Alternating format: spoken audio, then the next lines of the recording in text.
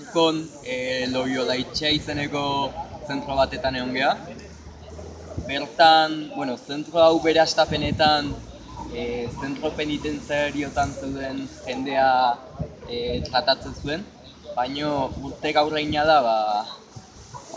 harrera hori pertsona ezberdinetaz zabaldu zuen, da gaur egun perfil eta izaera ezberdinetako pertsonak hartatzen ditu bertan. Eta bere helburu nagusietako bada, harrera egin eta harreman sozial eta sare sozialak eratzea, ez?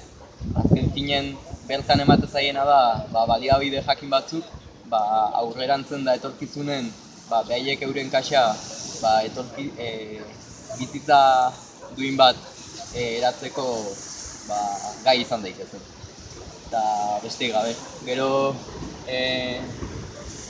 bertan dauden kidetako batek komentatu ahal izan digu bere esperientzia.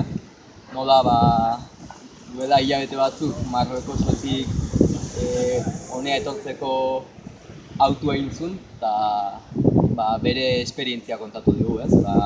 Bidaian gora berak eta ze pairatu zuen eta zer, ez? Eta nik uste kontakizun horrek hunkitu ingaitula, bai behai eta bai entzuten gunden beste guztiok. Eta egia esan, zentzu hortan izan du da hunkigarria eta hausnartzeko moduko.